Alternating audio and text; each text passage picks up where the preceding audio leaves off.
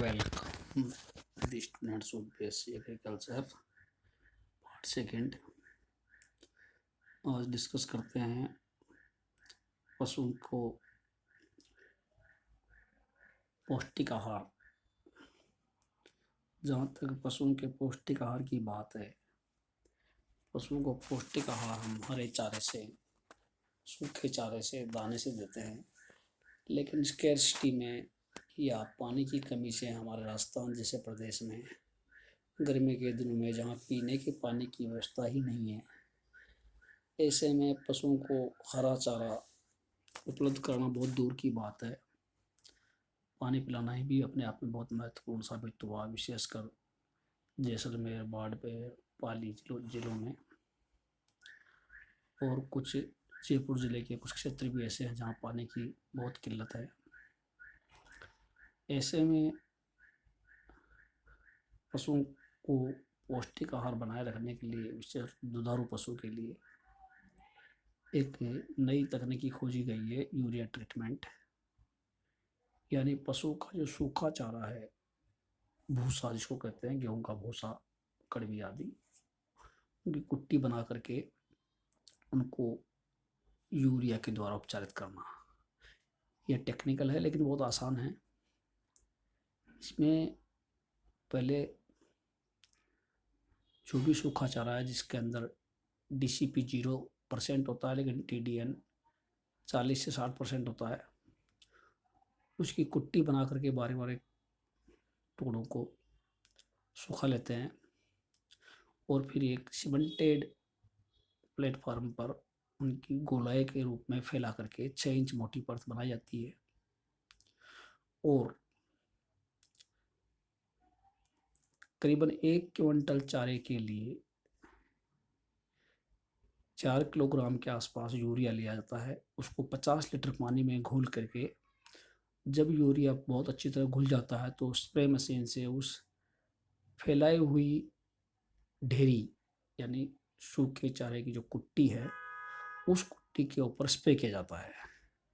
फिर उसके ऊपर 6 इंच मोटी परत बिछाई जाती है, फिर स्प्रे किया जाता है, फिर परत बिछाई जाती है, फिर स्प्रे किया जाता है। ये पूरा प्रोसेस जब तक करते रहते हैं, जब तक पूर्ण रूप से 1 क्विंटल जो तूड़ी या भूसा, पुआल जिसको कहते हैं, वो पूरी तरह से तैयार हो जाए और वो 1 क्विंटल भूसे में 50 लीटर का घोल है, वो पूरी तरह से उसमें मिक्स कर दिया जाता है। मिक्स समान रूप से होना चाहिए। उसको अच्छी तरह से हिला करके फिर त्रिपाल से या पल्ली से ढक दिया जाता है।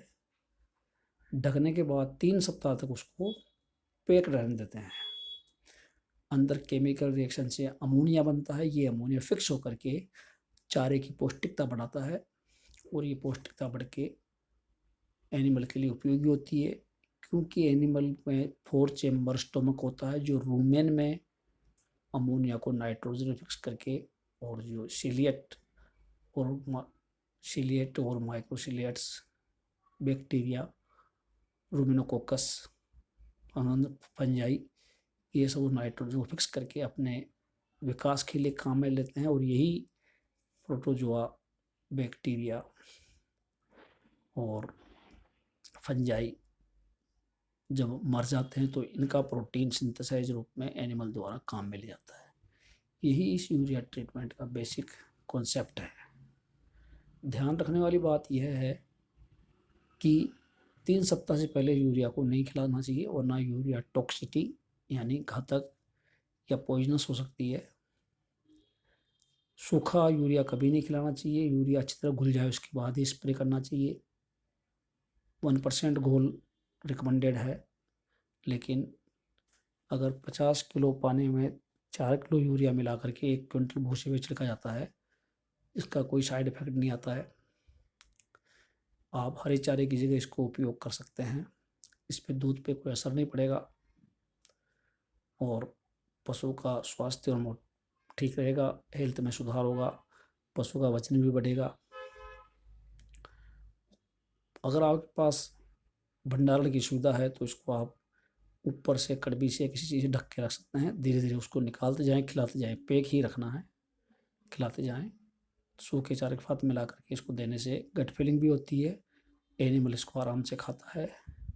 हल्का सा पानी का छिड़काव करके, सेजी करके आप इसको त सूखा चारा और दाने के साथ कुछ मात्रा में पैलेटेबिलिटी बढ़ाने के हिसाब से दे सकते हैं।